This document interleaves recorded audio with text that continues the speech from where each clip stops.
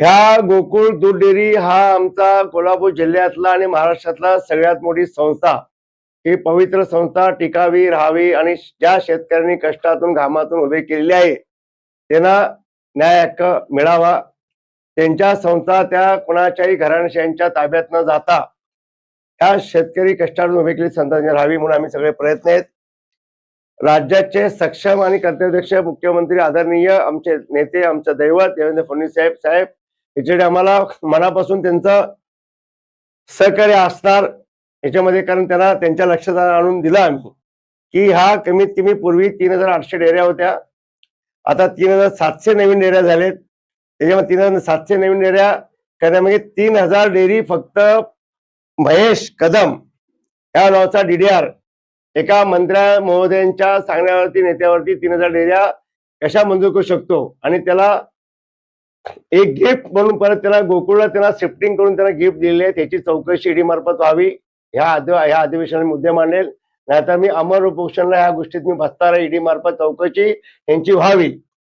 ह्या गोकुळमध्ये जो जो अधिकारी दोषी लागेल त्यांची सखोल चौकशी व्हावी, ईडी चौकशी व्हावी. याच्यामध्ये जर शासनातले कुठले अधिकारी जर सहभागी असेल त्यांच्यावरती कठोर कारवाई व्हावी अशी मुख्यमंत्री साहेबांकडे उद्या मी मागणी करतोय. आणि त्याचबरोबर महेश कदम बरोबरच सुजय कदम हा प्रकाश पातारे मागावचे मुश्रीफ साहेबांच्या गटाचे हरळी साखर कारखान्याचे चेअरमन, त्यांच्या प्रकाश पातारेंच्या भाच्याला खास गिफ्ट म्हणून 400 डेऱ्यांचा कोकणमध्ये सांभाळणाऱ्या माणसाला आणि एवढ्या मोठ्या डेअरीचं त्याला हे करून टाकले. त्याचं वय वर्ष 30 आणि संस्था त्याच्यात दिल्यानंतर त्याच्यावर जर उद्या कारवाई नाही आणि त्यांना जर तिथून हटवलं नसेल किंवा त्यांनी कारवाई नाही झाली तर त्याची पण ईडी मार्फत चौकशी होऊन त्याच्या चौकशीला सामोरं त्याला जायला लागेल आणि ही चौकशी लावायला लागेल. म्हणजे ह्या लक्षवेधी ह्या अधिवेशनाला मांडतोय, तर आता त्याची तातडीने उद्या मुख्यमंत्री साहेबांची वेळ मिळाल्यास किंवा उद्या परवा या मुख्यमंत्री कार्यालयाची कारवाई व्हावी ही आमची प्रामाणिकपणे इच्छा आहे. मी महायुती म्हणून जरी भूमिका असली तर माझं क्लिअर स्पष्ट म्हणणं आहे की याच्यामध्ये जो भ्रष्टाचाराचा कळस गाठलाय, ह्या 2300 डेऱ्या 3700 डेऱ्या ह्या एका अधिकाऱ्याने 3000 डेऱ्या मंजूर करणं आणि एका गटासाठी काम करणं, हे महायुती जर असलं तरी भ्रष्टाचाराला खपून मुख्यमंत्री साहेब घेणार नाहीत हे तुम्हाला वारंवार सांगतो. आणि ह्याला कुठेही आमच्या शेतकरी बांधव अन्याय होऊ देणार नाहीत. या भूमिकेमध्ये मुख्यमंत्री साहेब असू शकतात. दूध डेअरी ज्या शेतकऱ्यांना मान सन्मानने उभे केले आहेत, प्रत्येक नेत्यांनी कष्ट घामावून केले, त्यांच्यावरती अन्याय होऊ द्यायचा नाही. त्यासाठी जे वाटेल ते आम्हाला जे काय भोग भोगायचे असते ते आम्ही भोगू, तर जे वाटेल ते आपल्याला करता करू. खरं त्यांना न्याय दिल्याशिवाय आम्ही गप्प बसणार नाही.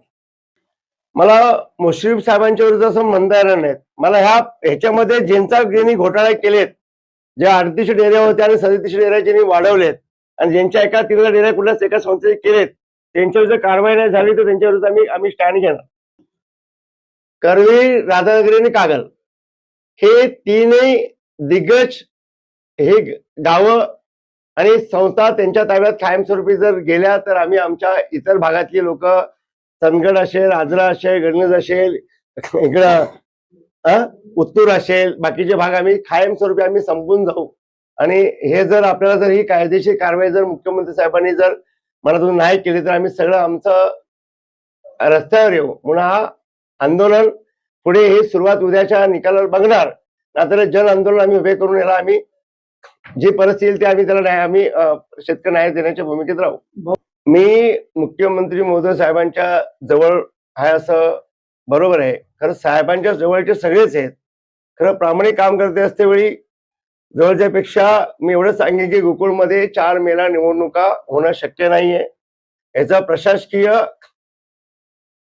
प्रशासन लागणं खूप गरजेचं आहे आणि प्रशासन लाभल्यानंतर त्याची चौकशी होऊन जे याच्यात अधिकारी जे कोण नेते मंडळी असते त्यांच्यावर जर कारवाई झाली होत नसेल तर त्याच्यामध्ये काही अर्थ राहणार नाहीत. म्हणून प्रशासन लागणं गरजेचं आहे आणि मुख्यमंत्री साहेबांच्या हातात हा कोर्टात निकाल आहे, ते योग्य ती दखलीची घेऊन चौकशी लावून ते प्रशासन लावतील ही अशी मी आशा व्यक्त करतो.